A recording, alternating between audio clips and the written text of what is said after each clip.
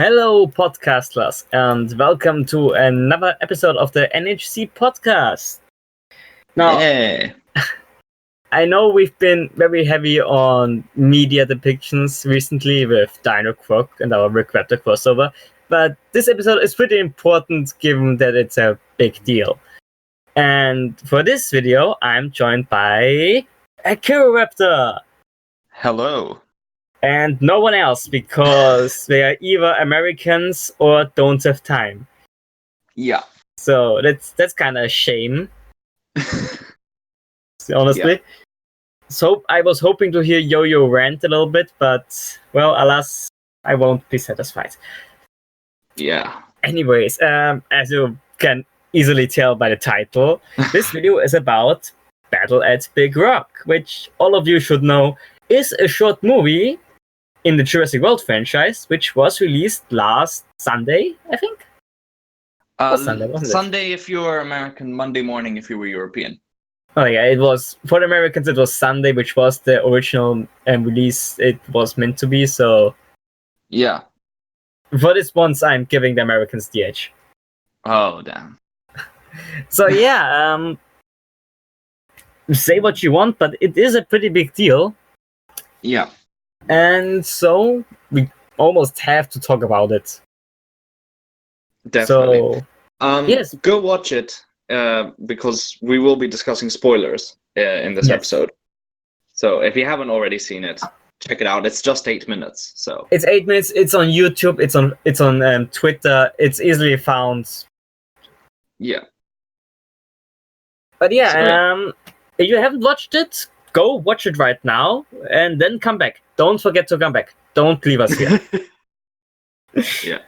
Okay. Anyways, first of all, we're gonna talk about a little bit of the backstory of the short and how we found out about it and the lead up, basically. And I'll give over to Akira because he knows more about how this got started. Right. So, this all began back in February of this year, February 2019. We had the New York Toy Fair. Toys will be coming up quite a bit in our discussion of Battle of Big Rock. There was a Mattel spokesperson there, and during his presentation on their new line of Jurassic World toys, he mentioned a new species, Nazutoceratops, that would be coming out. We'll give a little bit of spotlight to Nazutoceratops in just a moment. But he said that they would be having a new species, the Nazutoceratops, along with their Allosaurus as toys. And then he went on to say that they were going to be featured in a live-action short pre-roll that's going to play before the new Fast and Furious movie in summer 2019. The movie he was referring to was naturally Hobbs and Shaw, the only Fast and Furious movie of this year. So that was pretty big news. It just dropped like that. And that was really it. It had been filmed in Ireland a bit earlier, we've come to learn.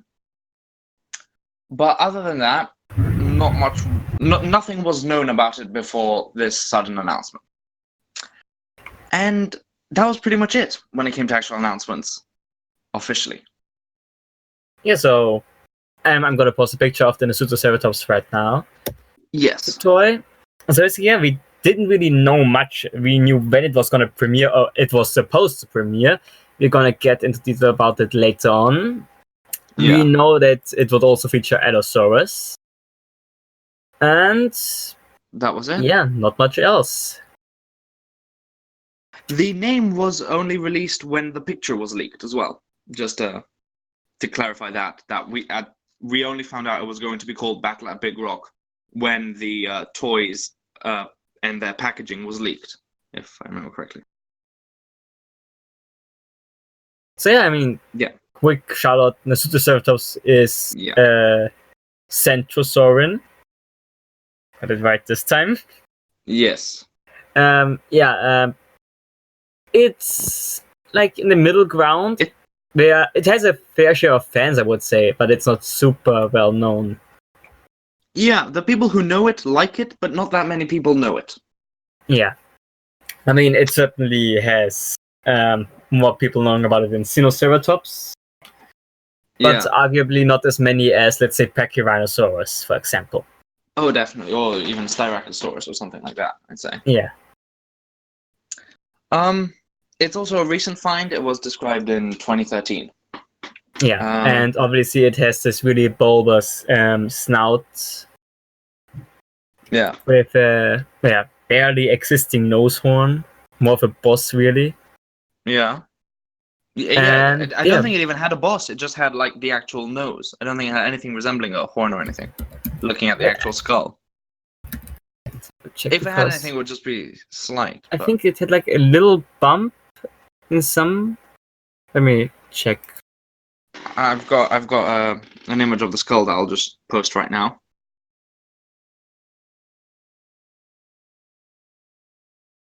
Here we are. Yeah, you can kind of see how there's a little raise. Yeah, it's really like barely okay. noticeable. There it is. Oh right. Like it's not even a boss or horn. It's just kind of a remnant. It's basically. a boop. Yes, a boop on the snoot. Exactly. But yeah, and the very distinctive horns as well. Yes, of course, very bull-like horns. Yeah. Texas Longhorn is what it was actually like. a really awesome animal. I gotta say, it's my favorite ceratopsian. So. Wow. Okay. Nice. I'm more of a Cosmoceratops person myself, but yeah, it's nice. No, that's fair. Cosmoceratops is cool. Yeah. But yeah, of course we don't have to introduce Allosaurus because, for one, everyone knows it. Secondly, it also appeared in Jurassic World: Fallen Kingdom. Yeah. Which we'll get into later, but... However, do we mention the fact that this one is a little bit different for an ontogenetic reason? Yeah, sure. Okay. The main difference being that this is the adult of the juvenile seen in Fallen Kingdom. Obviously not of the juvenile that gets blown up, but of the one that is taken by Russians, isn't it? Do they take it or does it break out? I honestly don't remember, like, generic Slavic bad guy. Oh, right, yeah. But whatever the case, I don't know if it actually makes it out or does it, like, stampede? It runs out, doesn't it? It really, I don't think it really matters. Yeah, whatever the case. Whatever the case, we see juvenile or subadults in Fallen Kingdom, and the version we see in Battle at Big Rock is meant to be an adult of said juveniles. Yeah. And yeah, that's basically a main point that was made about it. But yeah, I think we're gonna keep the rest of the discussion in terms of designs until we get to the shot itself. So yeah. Following the toy release, there's been like a long silence. Like it's been really quiet. We had the toys, but there wasn't much talking about it until we got a leak from Jurassic World Alive, actually, which showed that both the Allosaurus and the Pseudoceratops were gonna be in one of the future updates. All right. Yeah. Of course, the original leaked images were pretty damn bad. So, like, really blurry. Right. There were also better images of the models, which really gave us even a better look at what the designs were possibly going to look like in the movie. Like, as remember the toy, it was really blue with some red, compared it to the model in the game, which is this white. Gray and red. Yeah. And yeah, we had those leaks. I mean, there was some doubt at first. Was this real? Was this like something fake? But as it turned out later on, it was real. Because eventually they were confirmed, I don't know, I think like almost 2 months ago. Right, yeah. Which is when we got the first proper images that really showed the detail. So that was... I think Hobbs and Shaw came next, didn't it? I do believe so, yes. Hobbs and Shaw... Yeah. So Hobbs and Shaw came out very early August, I think like 2nd of August or something like that. Generally came out during that week. And there was no short film. Long story short, it just completely silently, with nobody addressing its existence, it just did not show up. Yeah, just Akero should know because he actually saw the movie in watched it, theaters. yeah. I did. Like, they announced Battle at Big Rock. I watched all of the Fast and Furious films, and then I watched Hobbs and Shaw when it came out. I did not sit through all of the Fast and Furious films just to watch Hobbs and Shaw. Of course, I also did find enjoyment in them. So, just putting that out there. I'm not that obsessed. But there's 8 films. Obviously, I didn't watch 2 and 3. But anyways, I can't say much. I don't really. I've only seen Tokyo Drift, and that's it. But that's the one I did not watch. Okay. Yeah. Anyways, so yeah, pretty much silence. It was meant to be released before Hobbs and Shaw, but it didn't, and nobody really cared to address it. By before Hobbs and Shaw, we mean, of course, airing is like one of those short films, like like how Pixar and Disney sometimes do, like animated films. Yeah. Yeah. Anyways, honestly, would have been interesting to see that return to live action, because you don't get that anymore. Like the accompanying feature. Yeah. Back in the good old days of the 1950s, back when we had that. Yeah. Anyways, you should remember. Yeah. So, anyways, that kind of went over, and people were, of course, questioning. So, what about Battle at Big Rock? So, in late August, randomly, completely out of nowhere, Jurassic World Evolution, the park builder, we've talked about it in the past, randomly released an update, which it was only Nasutoceratops, really. Which I'm going to post an image of it right now.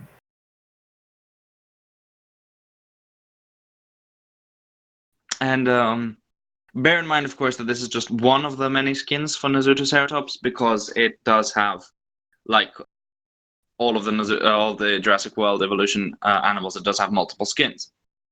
Yes, naturally. Yeah. And yeah, I mean, this is the one that most closely resembles the Battle at Big Rock one, I would say. Like the one we see in the movie. Yeah. Oh, yeah, no, it is the one we see in the movie. I mean, we don't see that one in the movie, but... yeah. That's another thing. Yeah, that happened. Again, it raised the question, so what's going on? Has it been delayed, or was it just cancelled altogether? Like, you would think that that update would come out alongside the movie itself, like simultaneously almost. Just makes sense. But it didn't, so people are just starting to ask, did it get cancelled? We're just, well, it's not going to happen, so we might as well release it now. And yeah, more skepticism arose from this situation. Yeah. And then in early September, the Nasutoceratops and Allosaurus also hit Jurassic World Alive. Yes. Again, I'm gonna post a picture of that one just for reference. I'm gonna hate myself once I edit this, but curse you, current me, I suppose. By the time I say this, it will be past me. Yeah. Anyways, yeah, it was put into Jurassic World Alive. Again, similar design, you can definitely tell the similarities and everything. I like that model, actually. That's not bad. That's the first time seeing of that, actually. But anyway. The models in Jurassic World Alive don't spread as much as from some other games, so I'm surprised I've found an image of this quality of it. Yeah. Point is, again, like early September, we got an Jurassic World Alive new update, but we still didn't hear a thing from Battle at Big Rock. It was still shrouded in obscurity. Like, what's happened to it? Yeah. Until a week prior to the release, so like 2 weeks ago, by the time you're watching, Colin Trevorrow suddenly started talking about it on Twitter. And how it would be released on, I don't know, what was it called? FX was the channel. Yes, FX. How it would be released on FX? It's Disney. That's Oh yeah, FX being owned by that's a Disney twist. because it was a part of Fox, and that's kind of confusing to be honest. So, a Universal short film aired on a channel owned by Fox, which is owned by Disney.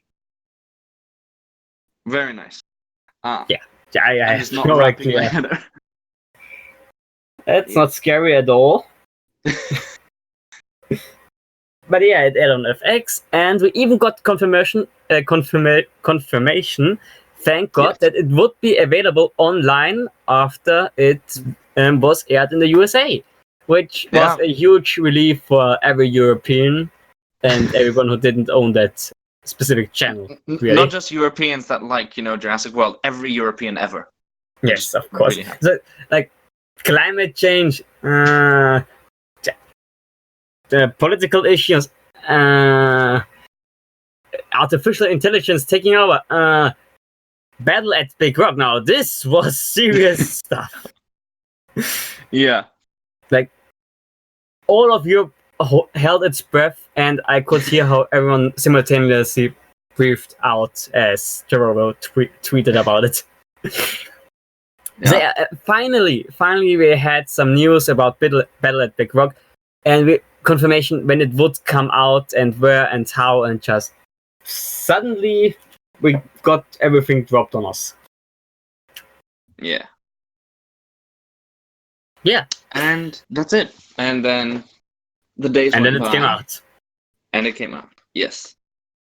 And that's pretty much bringing us up to speed to the actual short, which I think it's time to now discuss. Yeah, it's 8 minutes long. It takes place 1 year after the ending of Fallen Kingdom. Yeah. Which, of course, means we have dinosaurs on the mainland. Yeah. That's yeah. I guess they're just gonna ignore the fact that the army could have just turned up at the house and just machine gunned every dinosaur. But yeah, that's. Oh well. I think that's a big issue many have. Yo-Yo definitely has a big issue with it. So do I. Right. Because really, when you get down to it, realistically, the only ones I really could see surviving would be the compies, because those little bastards are really resilient and really good at adapting. And the pterosaurs, because not even that, because we know for a fact that they had already been captured once before. After Jurassic Park 3. Fair enough. If you sure. So it should easily be doable. I don't follow the lore much outside of the actual. Yeah, it was one of the few DPG retcons I agree with, because it made sense. Right. Yeah. It was Hoskins basically caught the pteranodons that escaped at the end of Jurassic Park 3. Yeah. So yeah. And just remembering, wasn't there a fan theory somewhere that Spinosaurus was Hoskins' plan all along or something? I don't bloody know. I know I made a meme about it, so that must mean it's real. Of course, yes. But yeah, anyways. So yeah, that's the setup for Battle at Big Rock. Personally, excuse me, the whole dinosaurs escaping and populating the mainland is a thing I actually let slide. I think I was just so disappointed with how Fallen Kingdom handled that aspect. I'm just trying to forget it, and that's one of the things I'm just accepting now. It is what it is. You really have to suspend your disbelief, because with that aspect, I'm actually happy to suspend my disbelief with that. I mean, you kind of I really can't blame the short for this one, to be honest. It's something that Fallen Kingdom screwed up, not the short. The short just has to deal with the world that Fallen Kingdom has now set up. Yeah. So yeah, dinosaurs on the mainland. We get a bunch of news reports. Oh, the first dinosaur born on US soil. Birds. Also, all of the actual dinosaurs that were born on US soil, 600. Well, I suppose it's not US soil, because the US didn't exist by then, but... Well, yeah, but... Well, that's just us messing around, really, so... Yeah. But yeah. Gotta insert some comedy over here. Which was the first dinosaur born on U.S. soil? I think it was a Did they even mention ceratopsian. it? I'm sure it was mentioned. I just don't remember. Might it be like the baby Nasutoceratops? Because we do see a baby Nasutoceratops. I'm just wondering if that's like the tie-in. I don't know. Somebody's probably gonna tell us in the comments how wrong and stupid we are. I wasn't paying that much to the intro. Oof. But yeah, dinosaurs are a thing on the mainland now. Just gotta ignore the fact that they are easily killed, as we even see later on. Yeah, well, not killed. They are not killed in the short, but it shows that they are easily taken care of. Exactly. They're not. Which is one of the things I do kind of like actually about the short. Yeah, actually, yeah. Again, I'm actually pleased with how they handled that. Yeah, again, like it's good how they handled it. Like dinosaurs aren't indestructible super weapons. Yeah, it's good that they did that. Even though, again, it really messes with the drama that Fallen Kingdom set up with. Oh, the dinosaurs are out. It's Jurassic World now, and everyone is doomed. And but no, they aren't invincible. They aren't unkillable. Which but Fallen Kingdom, Battle at Big Rock. I adore that they didn't make them unstoppable killing machines. It's just that Fallen Kingdom set it up so terribly that it's kind of like a confusion in there. Again, I don't really blame the short for it. The short handled it wonderfully. Absolutely. No, I think if you ignore Jurassic World Fallen Kingdom, the short is actually pretty damn good at what it is, and I think that's why I can also like bypass the whole issue about dinosaurs making to the mainland, because the issue with that lies with, like you said, Fallen Kingdom. So in and of itself, as a complete 8-minute short thing, I actually liked it. Kind of with hindsight. Self-contained, it works really well. And let's just pretend that this is like not in the Jurassic World universe, but the primeval universe. Like anomalies just became a big thing, and dinosaurs started running around.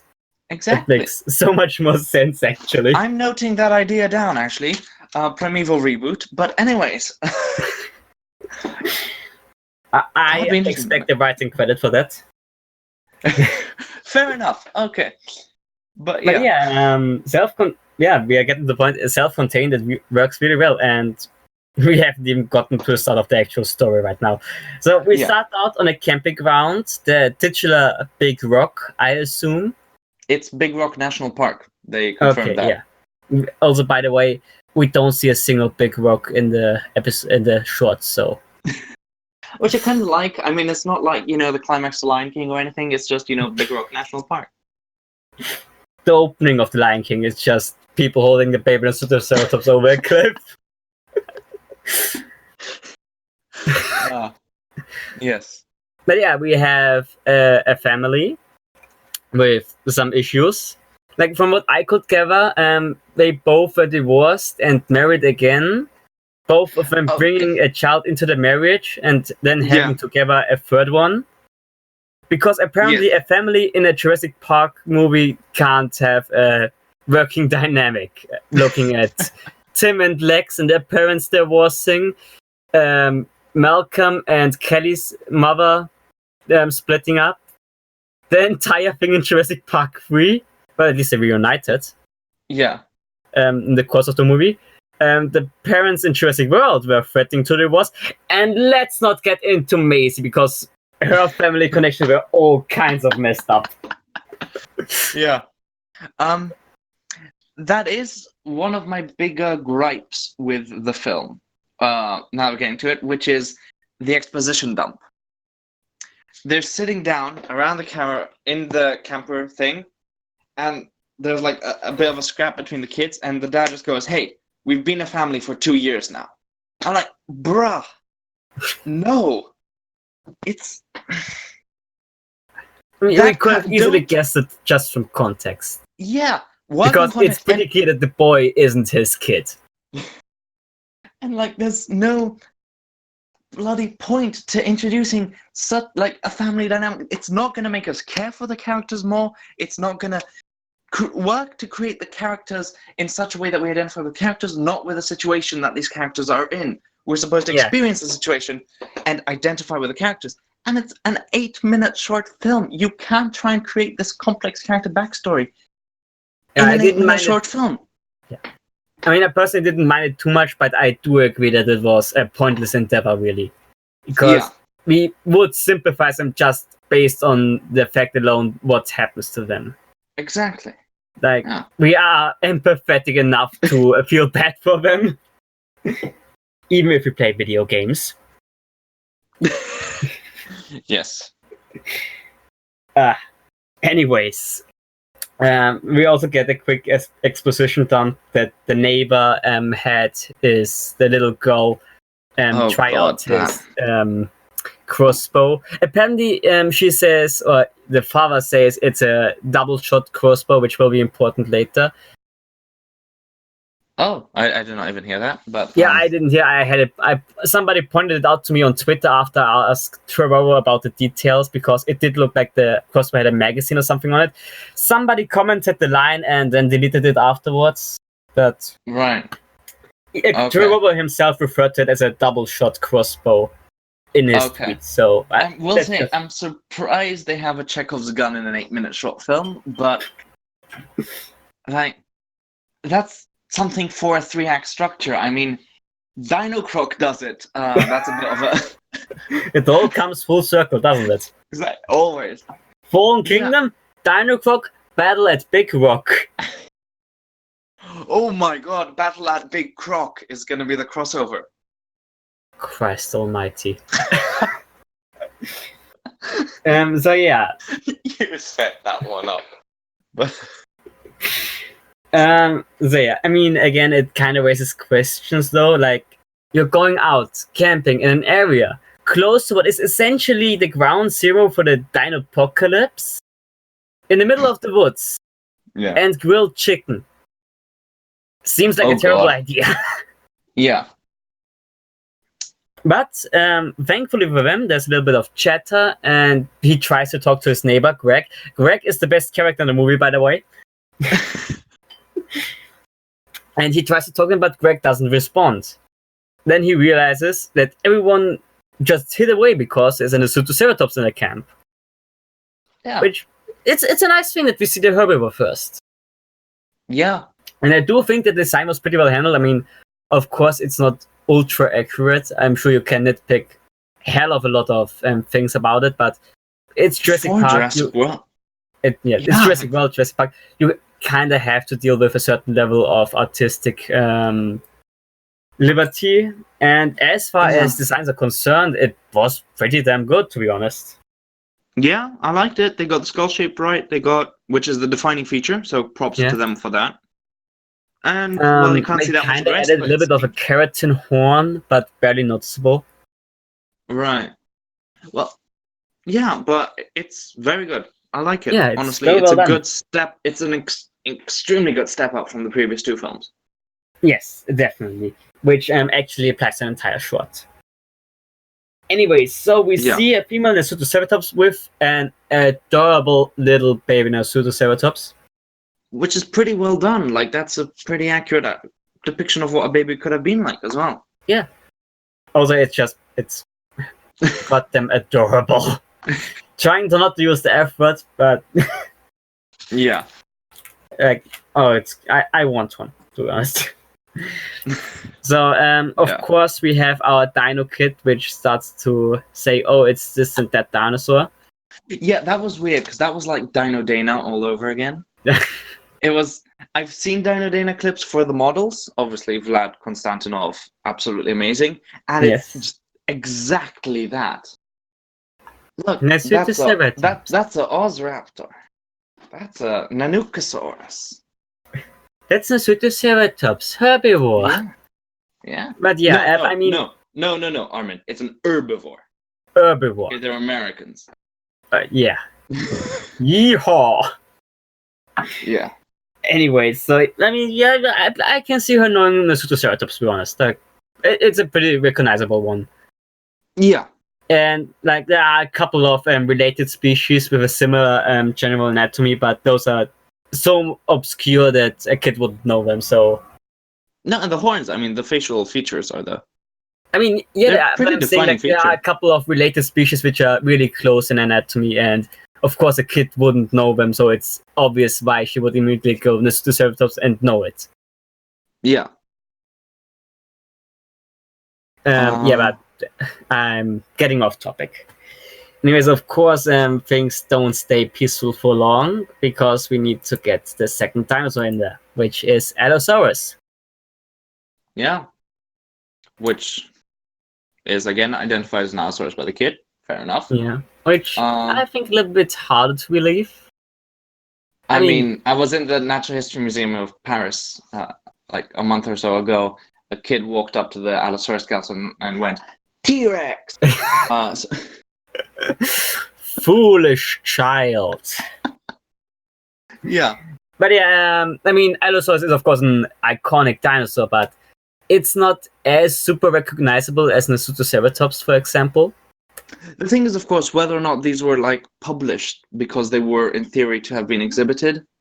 Like, if the person actually, so you would actually know what dinosaurs are the living ones, so you would recognize those ones specifically. Fair point.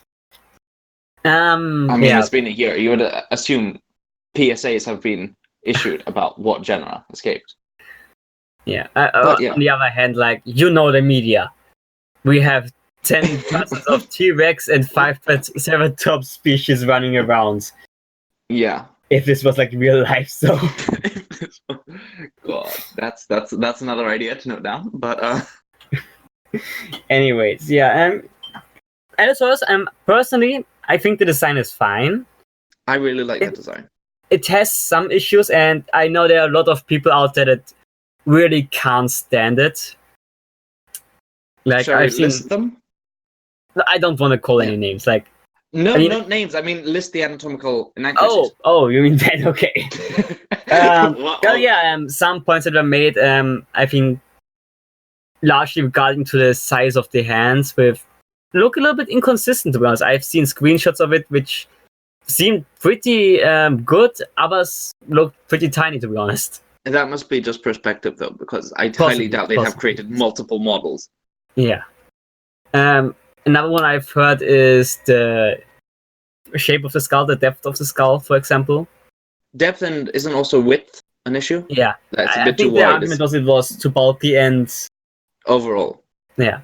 Yeah. And of course, the most obvious one was size. Battle at Big Rocks, Allosaurus is bloody massive. Yeah. I'm gonna get the picture that Yo-Yo shared earlier. Which, keep in mind, this is comparing it to the Jurassic Park 3 T-Rex, which is, to be fair, smaller than Rexy from Jurassic World, but it's still pretty damn big. Yeah.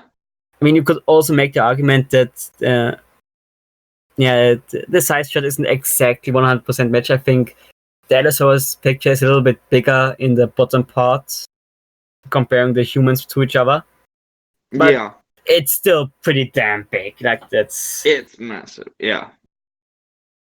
Of course, I don't think anyone ever confirmed which species it's supposed to be. So it could easily be that it's meant to be one of the genera that's, like Epantherias, which is sometimes considered to be Allosaurus. So Saurophaganax, for example, is also sometimes lumped into Allosaurus. I think there's more of a reason to split Saurophaganax and Epantherias, but definitely, I'm not good with that sort of stuff. So Saurophaganax is a bit more of an issue. It's better preserved than Epantherias, I believe, but poorly described, hence why the issue has come up. But we've got people even arguing for it to be perhaps an early Carcharodontosaur. So it does stand the best chance of being split. Okay, yeah. But yeah, Epantherias is more likely to be lumped into Allosaurus, so there's an easy possibility that it's just a large species of Allosaurus and not the iconic Allosaurus fragilis. Yeah. But yeah, it's still a little bit noticeable. Yeah.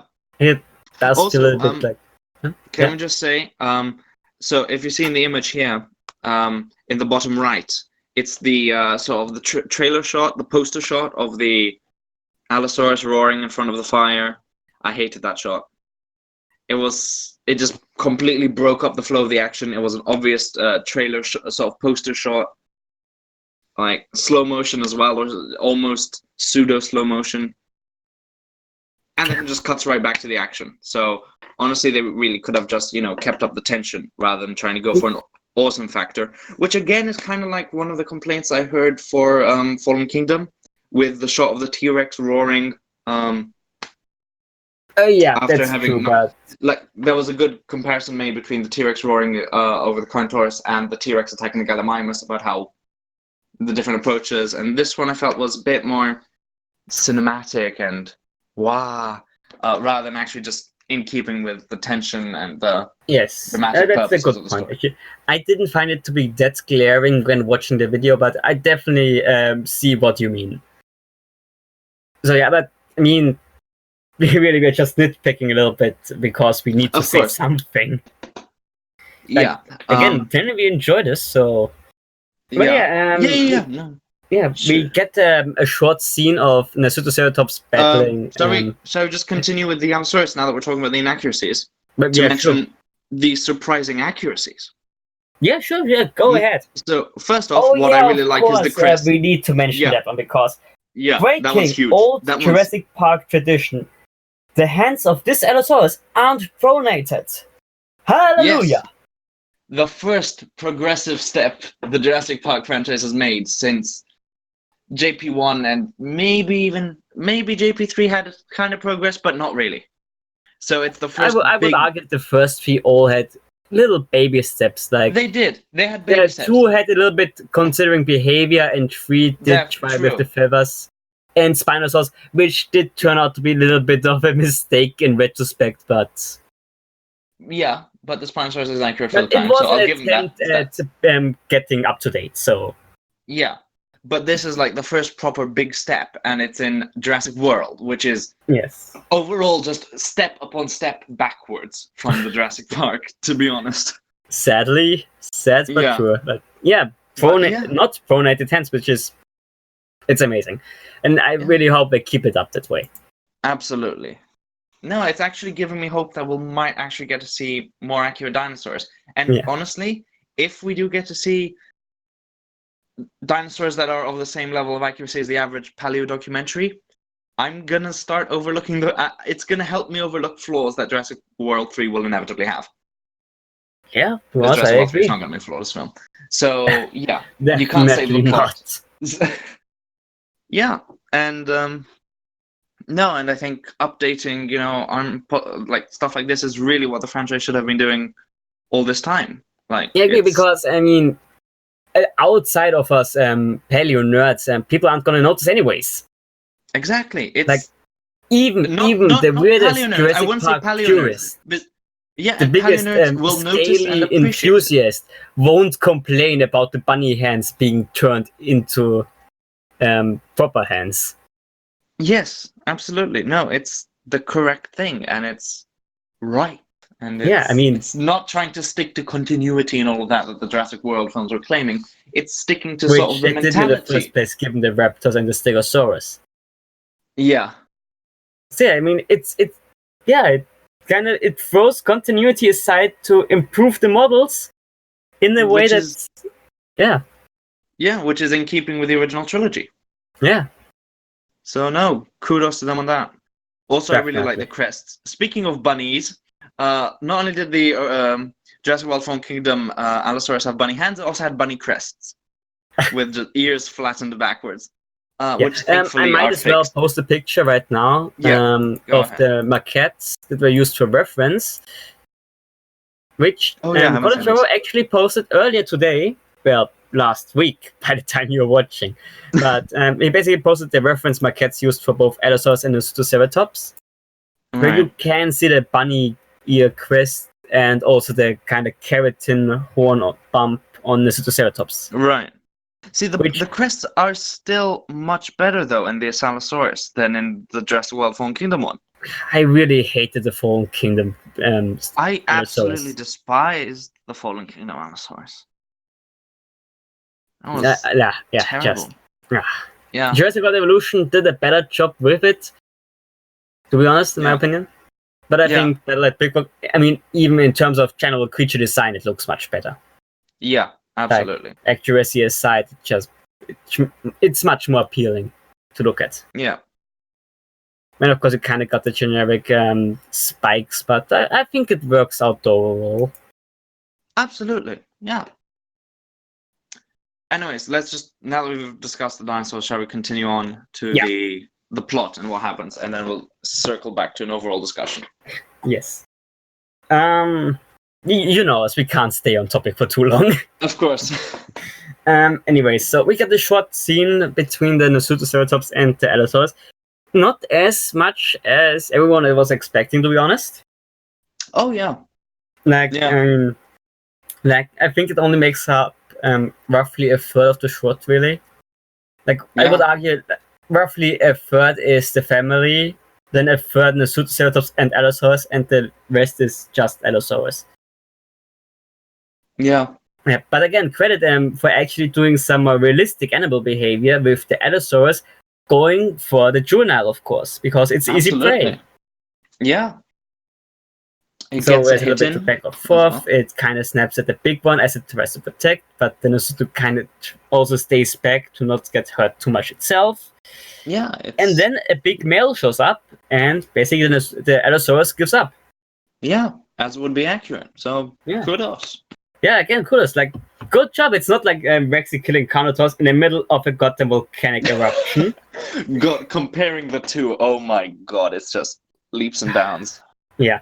Again, just kudos for the realistic behavior. It goes for the juvenile, and when it sees that it can't match up against the adults, it gives up.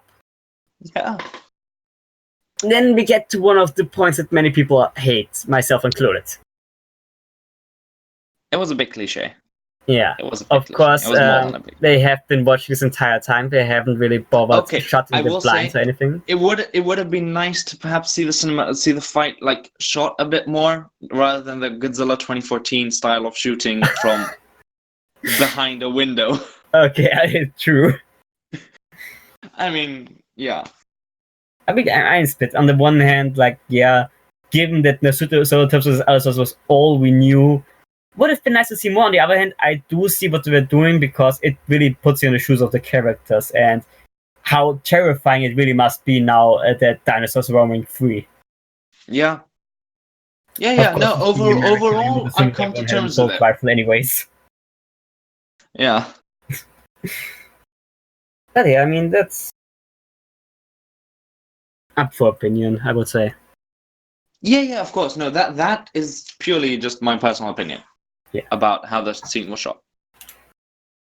Yeah, of course, a big cliche. They have been watching this entire time, and suddenly the baby starts screaming. Oh boy, this is... Yeah. So they try to quiet down the baby. The Allosaurus hears it and turns around. The trailer in the Lost World reference, basically. Yeah, that was a bit... I mean, I despise The Lost World, so personally that was a bit like, that's the film you reference, but I mean, at least it didn't. That's subjective, of course. Well, Yeah, but, I completely disagree with it, but I forgot to mention this before, but I really don't want to turn this into which is worse, and the Lost World, Jurassic Park. I don't want to go into that direction. Just yeah, I forgot to mention it earlier. I knew this was going to come up, and I forgot to prevent it. How dare you, Armin? But anyways. Yeah, I'm just gonna edit it out. Haha. Just kidding. Just kidding. Yeah, let's just Carol doesn't like the Lost World. I love the Lost World. Don't scream at the entire podcast for this. Yeah. We don't even agree with it between each other, so no need to get involved in this. Anyways, the Lost World reference, of course, it starts breaking through the trailer and everything, which apparently wasn't a practical effect.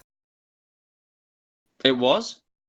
I think Trevor stated that the trailer scene with the trailer being destroyed was practically done. He also posted an image of a miniature of the trailer. I'm not sure if it was just for reference or... I assume the trailer destruction would have been practical, but the actual Allosaurus would have been CGI. Well, yeah, I assume that the Allosaurus was largely CGI, or at least CGI enhanced, because as Trevor reveals, they also had an animatronic Allosaurus, which, honestly, I love practical effects, and this thing is same. gorgeous. Like, look at it. Oh, that's nice. That's This nice. is That's lovely old school. amazing. It's Yeah. so. Oh my god. Yeah. But yeah, it could be like maybe then the Fallen Kingdom would and just replace it with CGI in the final product. Yeah. Could also happen, but they at least had animatronic and it looks. Why not every time? Anyway, so. Okay, Armin. Yeah, and the baby is hanging upside down. The parents try to get it while the Allosaurus starts whipping up the trailer from one side and gets closer and closer. Basically, pushing the people in a dead end. Yeah, I have mixed feelings about that, to be honest. Like, it is kind of towards the edge of like what an animal would actually do. But that being said, animals can be pretty damn trashy when they don't like a human vehicle. Yeah. And this thing is quite a bit larger than a lot of animals, especially considering the size of the fictional version. So I'm not thrilled about that scene of it just completely tearing up the. I feel like it might be more interesting to see it like stalking around the trailer, have a bit more atmosphere or something. Yeah. But I think it would have worked better, but I mean, I'm also split on the scene. I mean, in part because I think the destruction was a little bit over the top. Like, it literally exploded from inside out as it moved through. Yeah. Like, you saw how just bits and pieces flying everywhere and stuff. Yeah. Like, by the end of it, the trailer is literally just rubble and nothing more. Yeah. I mean, maybe it's this thing is massive, so maybe it's physically possible. It just looks a little bit over the top. Yeah. But I do think that it did a great job at building tension. Like, in the scene, like, I genuinely wasn't sure if they were actually gonna kill off the characters. Like, was gonna kill off the baby? They can't kill off the kid. I mean, it's Universal. Can they? But the parents are gonna die, right? Maybe. So yeah, it was actually pretty much on edge with this scene. Yeah, and it's a good, like, because I feel about it, it's nice to see Allosaurus getting respect, like, as an actual villain, so to speak. Quote-unquote villain, I mean antagonistic force of nature. But it's nice to see, like, something other than T-Rex getting, like, scares in and stuff, getting power. And no, that was, like, pleasing to watch. It's great because I'm pretty open about it. I don't hate T-Rex, but I do think it's really overexposed in the media. Yes, absolutely. And it's just nice every time we see something that's not T-Rex. But in the media, I agree entirely. I mean, it's scientific, it's pretty interesting. I mean, personally, I don't care much for it, but I definitely acknowledge and appreciate the importance of it. Yeah. I just don't think that every documentary needs T-Rex, and not every movie needs T-Rex. Yeah. And especially Allosaurus has been a big player, and while it's still really popular, it has been kind of put in the shadow of T-Rex. Yeah, I mean, Allosaurus, you have the Lost World. It's like the original T-Rex, really. It was, yeah. Guanji is a hybrid of an Allosaurus and a T-Rex. Even then, it managed to worm its way. It managed to not stand its footing. 1 million BC, Allosaurus, no T-Rex. It's just, I think, in recent years that, it's really shifted towards T-Rex. Definitely. Yeah. Which again, some T-Rex is fine, but I think there are other theropods that also deserve some attention, and that's what I think is great about Battle at Big Rock. Absolutely. Like, both dinosaurs have been kind of living in the shadows for a while now. Allosaurus less so than the Pseudoceratops, but still, all things considered. I mean, Pseudoceratops has been living in the shadows. It hasn't broken out yet. Whereas with Allosaurus, you have a former star of, let's say, dare I say, equal importance to T-Rex. That in the recent years, like the past decade, it's fallen down. Yeah. So this happens. They of course start to escape through a window or something, and it's a they basically try to start and try to the parents basically stay behind and try to fight it off. One has a piece of metal, the other one temporarily stops it with a fire extinguisher, which again I think is nice. Like if you were a giant, biggest dinosaur and someone would just start spraying you with white, cold gas, I would be taken back. It makes sense. It shows it's not just some invulnerable creature. Yeah. Whereas in Jurassic World: Fallen Kingdom, lava. Yeah. Oh well. And then nice. come to the scene that I think everyone feels kind of stupid.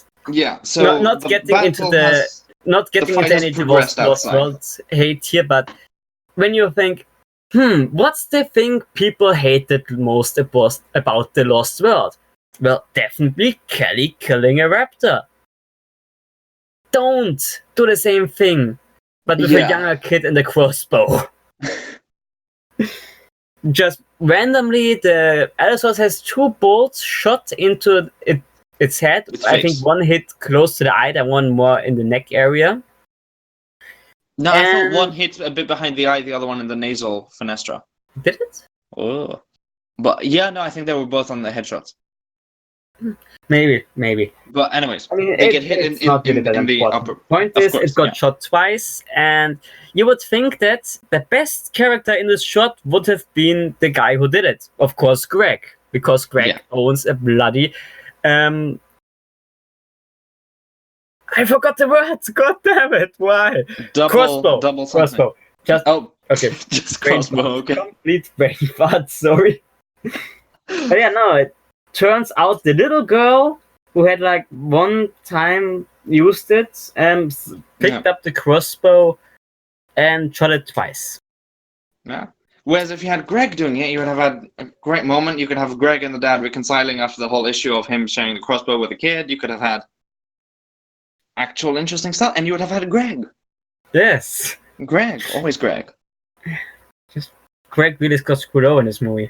I hope he gets more attention in the sequel. I want to see that though. Greg and Chris Pratt on a motorcycle, just like firing crossbows at raptors. Greg just jumps towards Suchomimus knives in both hands. Yeah. Greg.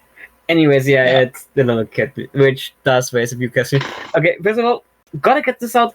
The fact that it was hit twice is explained, apparently, so I've been told. The line earlier was, Greg let you use his double shot crossbow or something like that. So it is established that it can shoot more than once at the time, so the girl didn't have to reload, which is something many people were bugged by. But yeah, even Colin Trower himself called it a double shot crossbow, so yeah, can't really say anything against it. I do think it's kind of stupid that it was the little girl of all people to just use the crossbow. Yeah. Also, why Greg left the crossbow outside. You would think that a guy who owns a crossbow and brings it to a camping site would take it with him into his trailer when a dinosaur shows up. True. Yeah. But I mean... Yeah, but there is something I really do like about the scene, to say something positive, which is the fact that the Allosaurus actually gives up after getting crossbows. Exactly. We go back to, it's not this super monster that just goes on a rampage. No, just like with the Ceratops and the fire extinguisher, it gets hit twice, and you know what? Maybe this stuff isn't worth it, and just goes away. Looks for easier prey. It's accurate animal behavior. It gets shot twice in the head. It doesn't die. It's not mortally wounded, I assume. But it's still, you know what? Screw this. You go live for all I care. I'm gonna do something else. Yeah. No, it's pretty good. Yeah. Totally agreed. So again, like pretty down to the earth behavior. Of course, I mean, some people still say and believe and have the opinion that it's still too monstrous. Yo-Yo being one of them, and I can't blame him. I just personally feel like, compared to everything else we've seen in Jurassic World so far, this is pretty natural, and it's the closest we've gotten to the original movies in recent years. Definitely. Yeah. No, I'm actually really happy. Yeah. Yeah. I'm surprisingly pleased. Yeah. It's not what I was expecting, but I'm quite happy with what we got. Yeah, I'm not super blown away by it, and I do think it has plenty of flaws that we've talked about so far. Yeah. But overall, I think it's pretty decent, and honestly, I wouldn't mind if they did more short movies like that.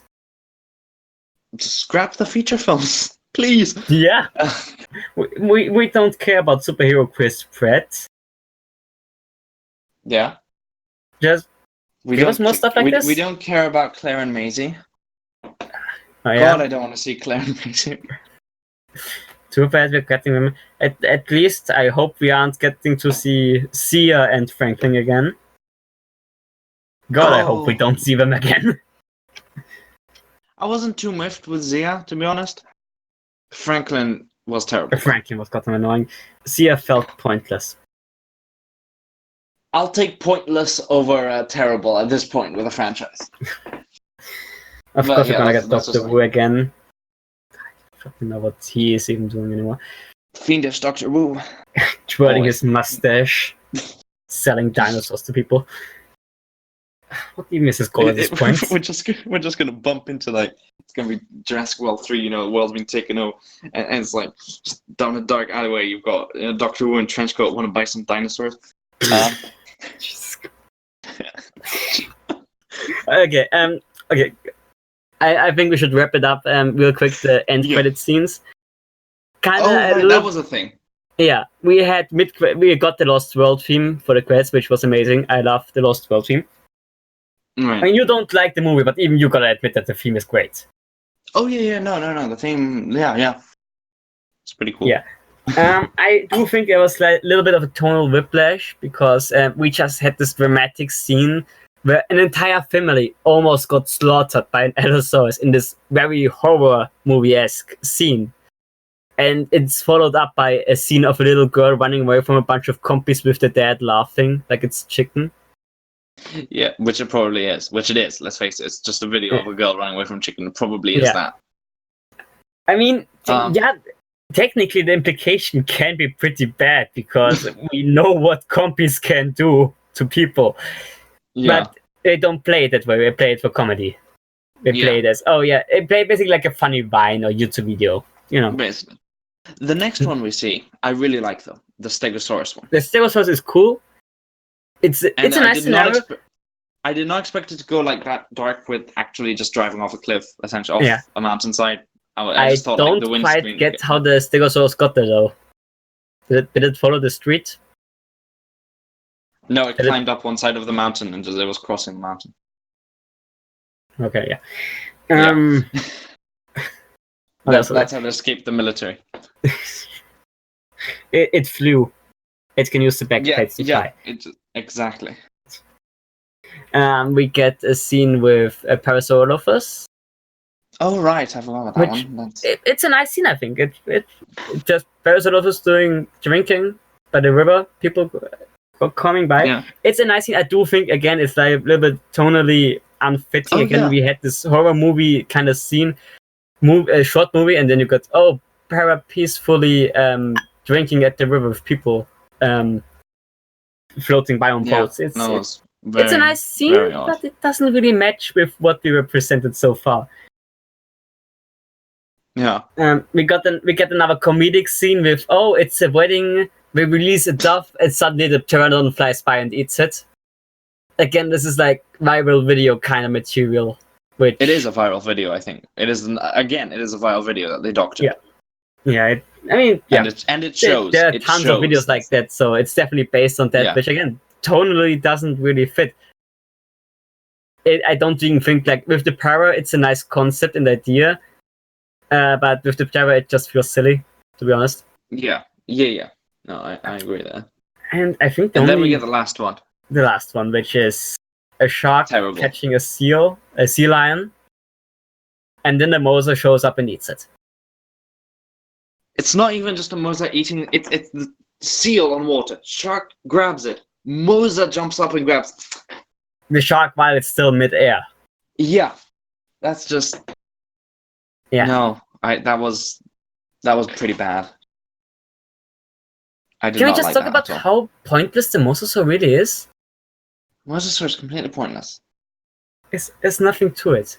Unless they're planning on making like a spin-off, which is like the Meg, but with a Mosasaur. Like the only thing I can imagine, because everything we've seen since it's just swimming around doing stuff. We have submarines, we have whaling ships. Nobody's trying to take this thing down. Seriously? For real? But only 30% of the ocean is explored, Armin. Oh, Yeah, it's okay. That makes everything okay. of course. But yeah.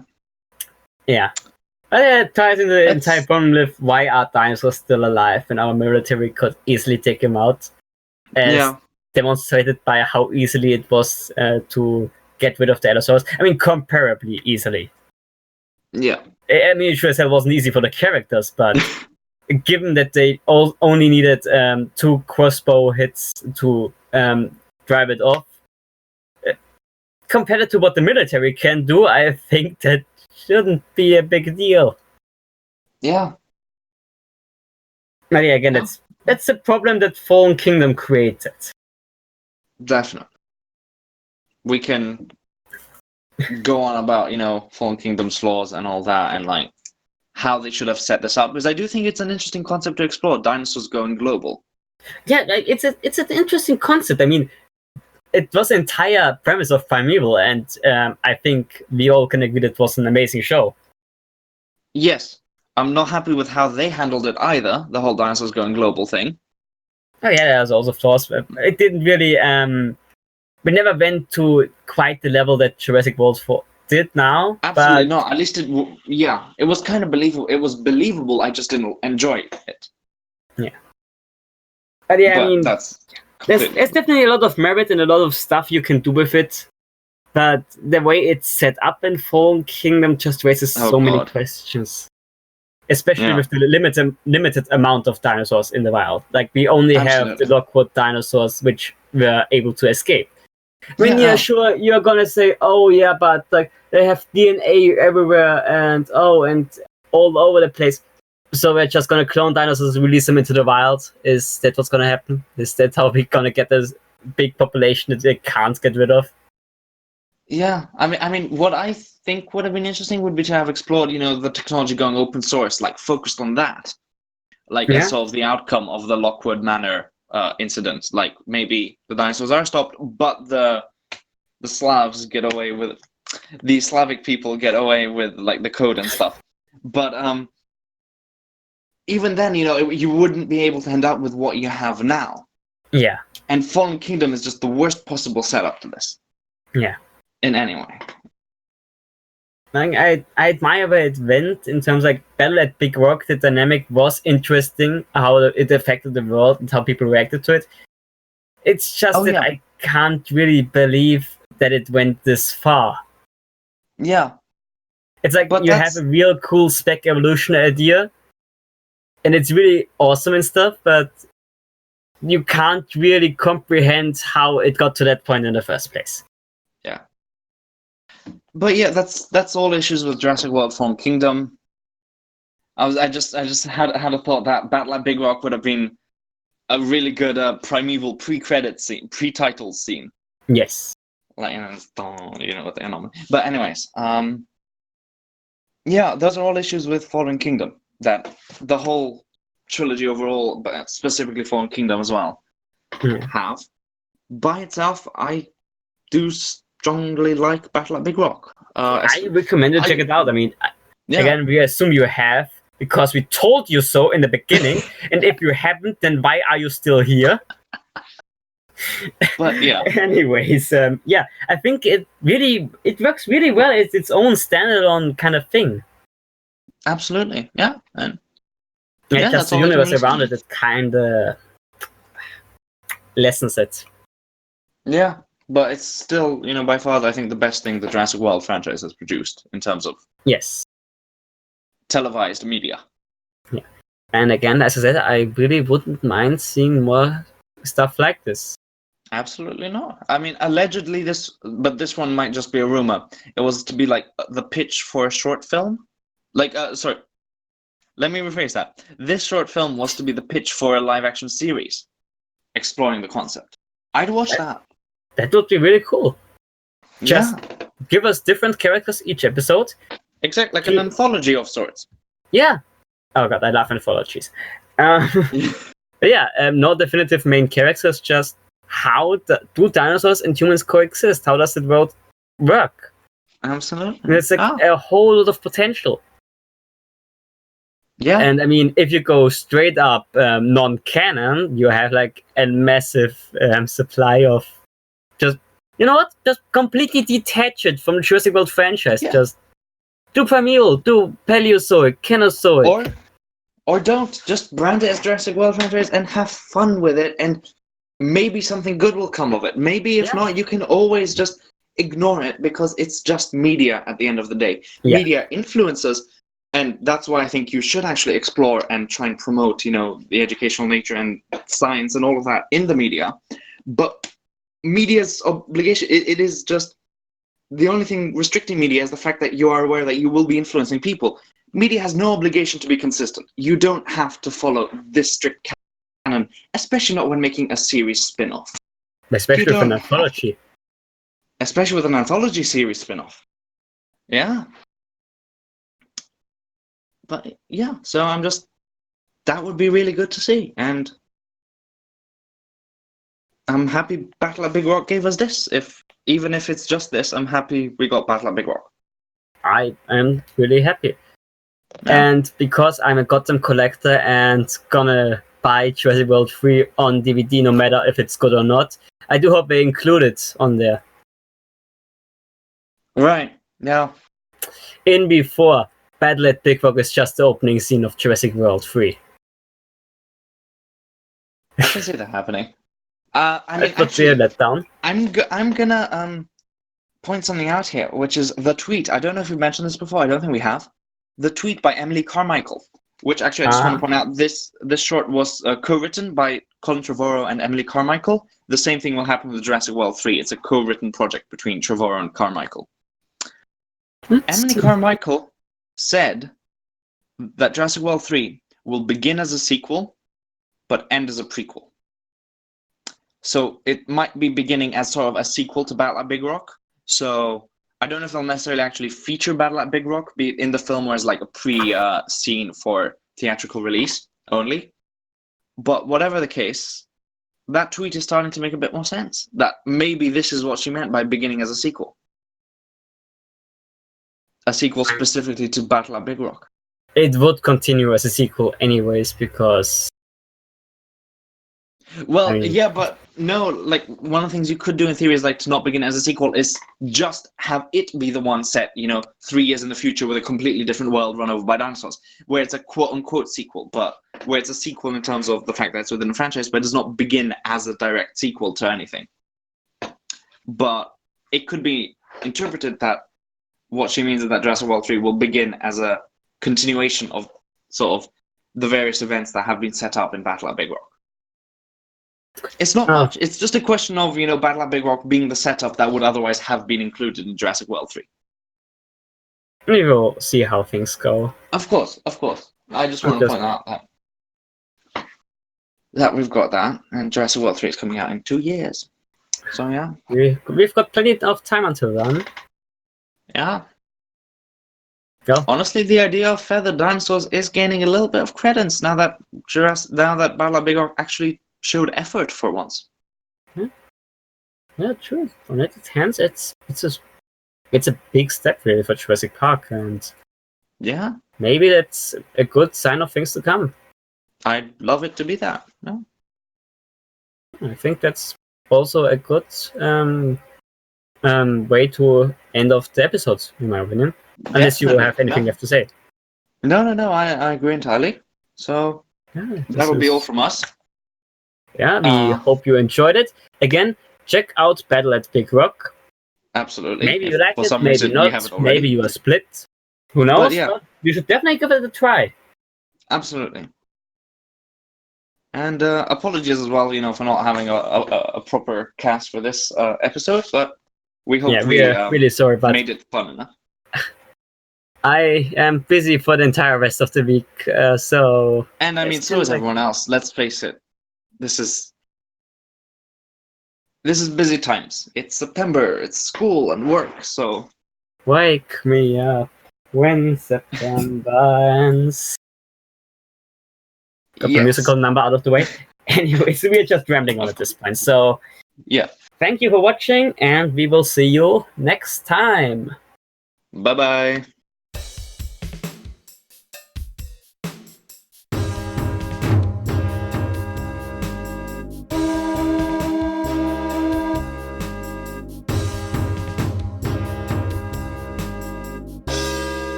How you doing, Gray? Oh, you know, surviving.